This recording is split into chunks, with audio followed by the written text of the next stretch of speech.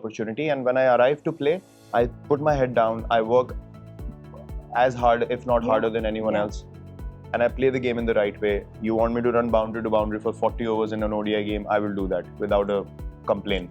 Because I prepare accordingly. I prepare for the fact that I will field 50 overs, every ball like it's the last ball I'm going to play in my career, and I will bat that way, and I will run between the wickets that way, and I will do everything possible for the team. After operating like this, if I have to be in a place where I have to prove my worth and value, that place is not meant to be for me.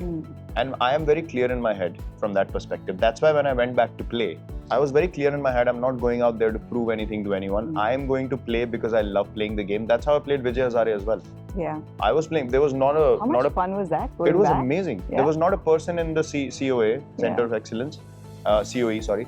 Firstly, I thought, I played for so long and will it be motivating enough? But the moment my intention switched to, I want to play because I love playing. I just love batting and I just want to focus on that. And I could not care. It's not like I didn't field. I fielded the whole game and I was diving around and I felt like a child again. I was like, this is not about anyone else. This is about me and the game, and that's what it's going to be. And the moment I feel like, people are trying to complicate it for me and be like, oh, but this and that, either be clear and honest upfront or be quiet and let me play. And you've earned that. Don't you feel like you've earned the right to say that? Look, if you go to your workplace, right? Yeah.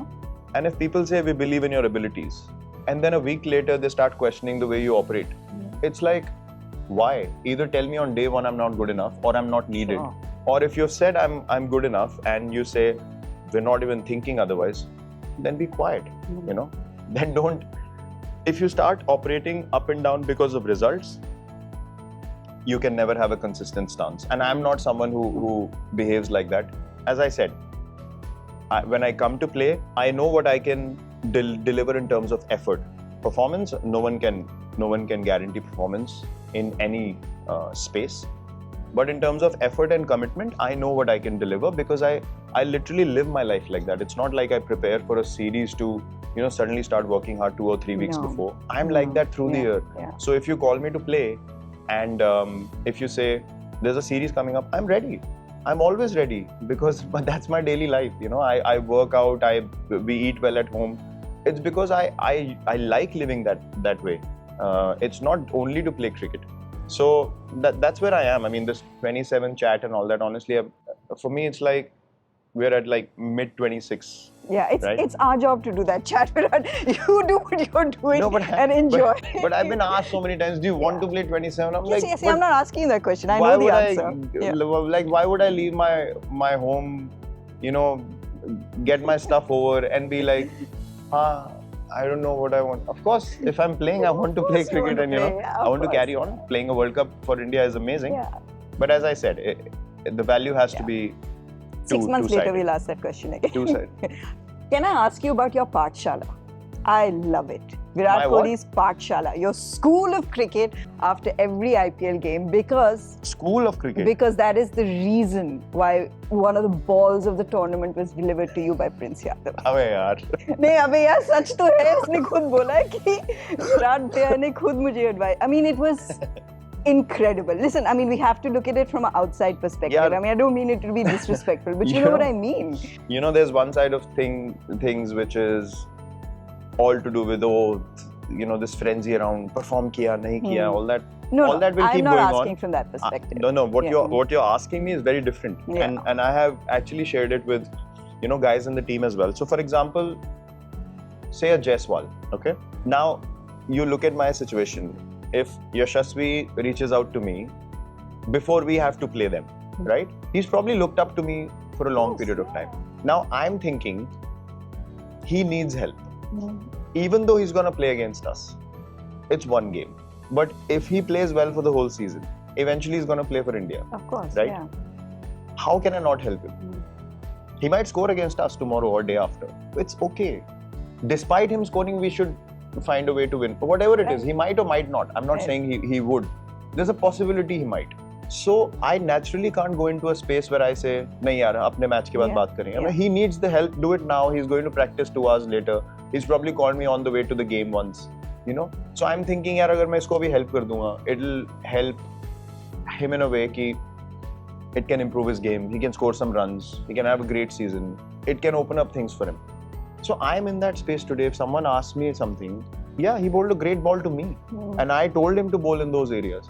It's fine.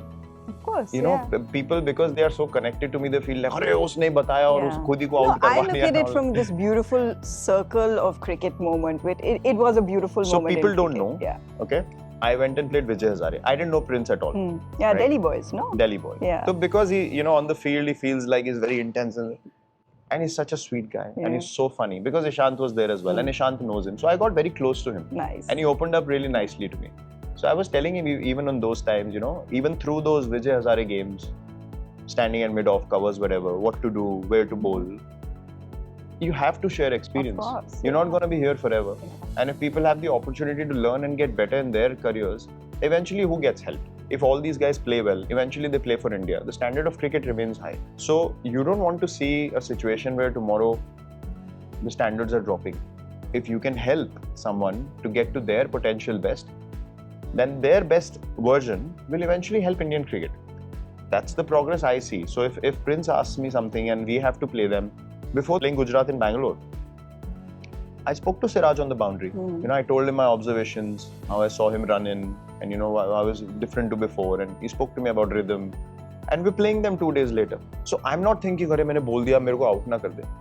It has to, his best version, I should be able to play his best version. Yeah. I don't want him to be at his worst. I actually want him to be at his best.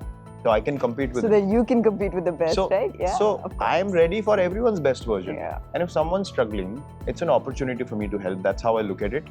I don't do a lot of these, you know, post-match social catch-ups, to be honest, in the IPL. But if someone genuinely needs help and they want to talk about the game, I'm always there to help. No, it's definitely the younger generation. We've seen openly as well some of the conversations that you've had, like with the women's team and some of the women's players. Just purely as someone who thrives and chases, I want to talk to you about 2 matches. One was the Women's World Cup semi-final, record chase, and the WPL final. Smriti leading that chase. Those have been 2 incredible chases. Yeah. And coincidentally, the 2 people I spoke that to. That you have spoken to.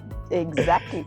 Look, I mean, there's no doubt that, you know, Smriti has always had this. It's very evident when you watch her play. She has this, you know, very, very unique talent and very unique way of hitting the ball. She's a very gifted, natural timer of the ball, which is amazing to watch. When you watch her bat, it's like, wow, she hits some amazing shots, and you know the force with which they go, and you don't actually feel like she's putting a lot of force, but this is the skill, you know, to meet the ball at the right spot, and it races through, and she just plays beautiful cricket shots. It was amazing to watch her perform like that in the finals, but I wasn't surprised by it in a way that, you know, I didn't feel like she could do this. She's done it before also, but in, yes, a high stakes game, it was amazing the way she batted, and also when she was sick. The more surprising, not surprising, but the more I was proud of was the semi. Was unbelievable. Jamie, because of what she had gone through in the tournament also, you know, you could feel it. Like when you see, yes, luck plays a factor in the game. You always feel grateful for the moments that luck was on your side. But when you look at the overall, you know, picture and how things were unfolding, it was a meant to be moment for her. There is no doubt in anyone's mind or heart